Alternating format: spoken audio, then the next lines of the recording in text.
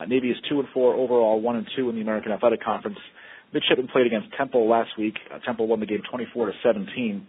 Navy is back at home this week to face Houston at Navy Marine Corps Memorial Stadium. Game will be at 3:30 p.m. Eastern and will be televised on CBS Sports Network. Coach, thank you for joining us on the call today. If you would tie up the game against Temple, please, and your thoughts on the upcoming game against Houston as you get into West Division play at home. Yeah, we had a heartbreaking loss to Temple. Hard-fought game on both sides of the ball. Coach Collins done a really good job there at Temple. Good players, tough, hard-nosed, like we always expect. And it was a tough, hard-fought game. I was proud of our kids. And I thought we rebounded from Air Force and played much better against a really good Temple team.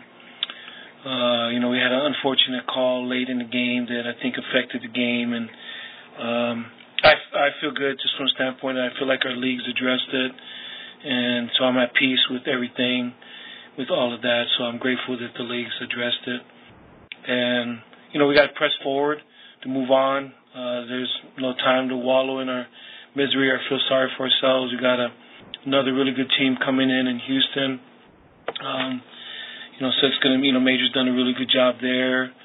They brought in Kendall Browse, renowned offensive, coach, really good guru coach. I mean, he's really good at what he does. Obviously learned from his dad. And so, they're really explosive on offense. King, we played against him last year, and he's just improved and gotten much better. And so we got our work cut out with them. They got a ton of skilled guys all over the place and go really fast and get a ton of plays in. Defensively, we know how good they are, obviously, with Oliver there, and probably the best D lineman, one of the best defensive players in the country. Definitely one of the best D linemen. But he's always given us trouble. But also they got other guys, too, that have given us trouble. 52 is coming back, and he played well against us last year. So Coach knows what he's doing against us. He's played against us before. And, and they'll have a good plan. So it's going to be a tough challenge for us. They don't try to trick people. When they line up against us, they're just solid, run to the football. And we're going to have our work cut out for them. But, I think we got resilient kids, and we have to find a way to bounce back against a really good, Houston football team. We'll take questions for Coach Niumatalolo. Please hit *1 on your telephone keypad to join the queue. Then the operator will introduce you.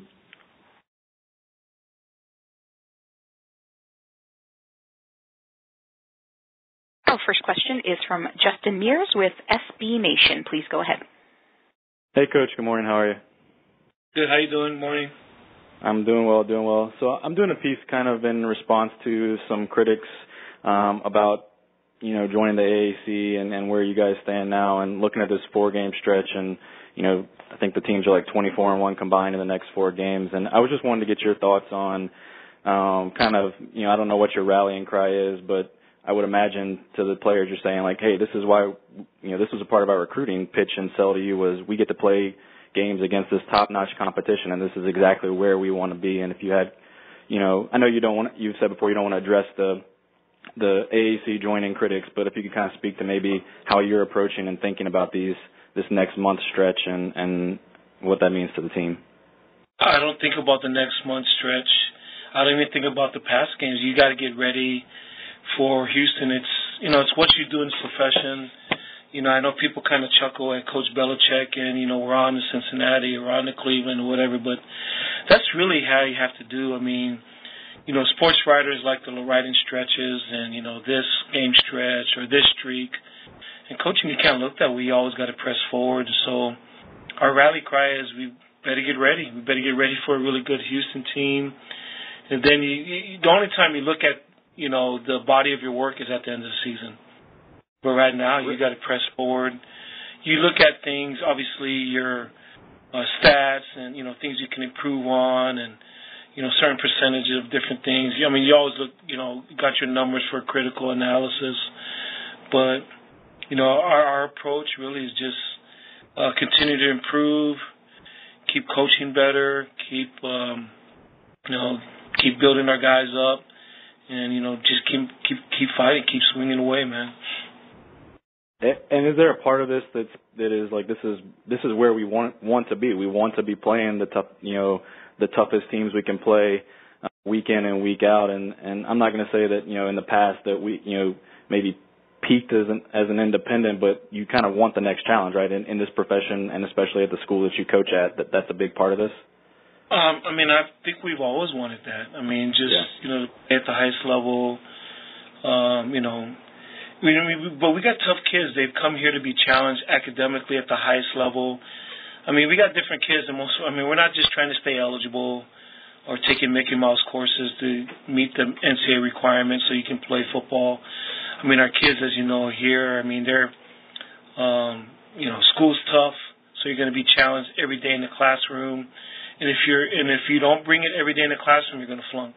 That's just the nature of the school.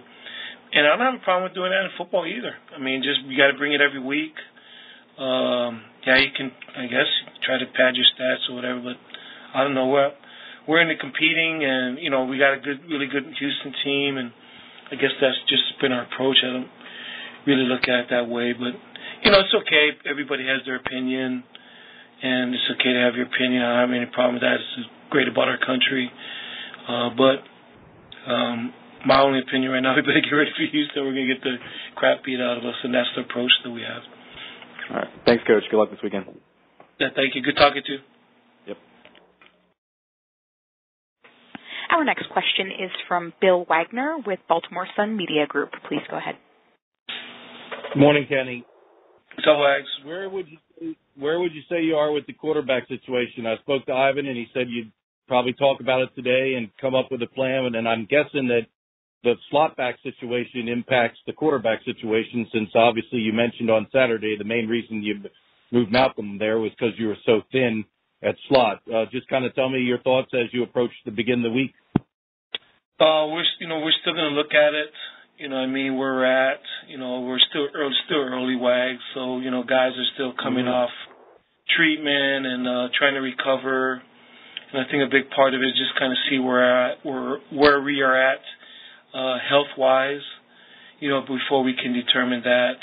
So I think that's a big part of our discussion right now, just kind of see where we're at health-wise at A-back and also at the quarterback position. And, there was some encouraging signs of the offense for a good portion of that game. Your thoughts on how Garrett ran things, and did you see some progress? Obviously from the first half into the first possession of the third quarter, you moved it well, and as Ivan said, it's just a matter of finding that consistency where you do it for an entire game instead of just portions. Yeah, and Ivan said it perfectly. That's kind of been us this whole year offensively, and really as a team. We're just inconsistent. We can't sustain things on either way. We get a touchdown and, go up 17-7, and then we allow a return back to where they get the ball in the 40s, plus 43. And so, right. That doesn't help defense. That happened against SMU. We score and then return the kickoff return, or we're playing well on defense and not bad on offense, or we had that long drive Saturday, which is great, and we scored 3 points, and we've been playing really good defensively, and then they come back and score. So we just got to get consistency really across the whole team. I thought, Garrett did some good things, got some right plays and made some good decisions, but he definitely can play better, but so can the whole team. He's not the only guy. We can coach better. I can make better decisions. I look at, like I told you, I look at it from the standpoint, it starts with me. And your question said I probably made a bad decision, probably should have at least punted, but so it's not just our players, it's not the quarterback, it's not the offense, defense, not the special teams, just our whole team. We got to improve and keep getting better and keep fighting. But we got tough kids. They go through a lot here. They go through more things than most, college students go through. So we're a resilient group. They'll continue to fight. Thank you, Coach. Thanks, Wags. Our next question is from Joseph Duarte with the Houston Chronicle. Please go ahead. Good morning, Ken. Morning. You hit this in your opening remarks about Ed Oliver. I was just curious. You've faced him now a couple of times, and obviously you have 11 guys to prepare for when you look at a defense. But I'm curious, whether it's the off season or game week, how much preparation goes into an individual, a guy like that who can do so many things and can kind of take teams out of what they want to do just because of his talent? Well, I don't know what other people do, but we've had to spend time on him. You know, a couple of years ago, I mean, he played well against us last year, but a couple of years ago, he had like 20 tackles from the nose guard position in a Bear defense. I mean, you just think about that's amazing. So you're the nose, and you got two tackles that are outside you, you know, at the outside shade. So he's running past those guys plus the ends to make plays. I mean, the things he did a couple years ago, and really last year too, I mean, I'd never seen anybody play like that. I've never seen a defensive lineman, a nose guard play with his energy, and his cardio is unbelievable. I mean, there's some skilled guys that can't play at his effort level. I mean, he's relentless. He doesn't seem to get tired. He chases the ball from the first snap to the end. Like, again, I've seen guys chase the ball for a couple plays, and then they don't chase the ball anymore, or you never see that with him. He's always running to the ball. He plays with great energy, and obviously, you know, it's what coach is teaching there too. They're playing with great energy, their entire defense, but it has to be super infectious for the rest of their team. You know, when we played Pitt was the only other guy when we played Aaron Donald, and we had to plan for him. We felt like he was that good, and we've never really done that. And Ed Oliver is the other guy. I mean, he's just so good that you got to look at him schematically and just, you know, think of ways to try to account for this guy. He's that dynamic and he's that disruptive. Thank you. All right. Coach, thank you as always for joining us this week. We look forward to hearing from you once again next Monday.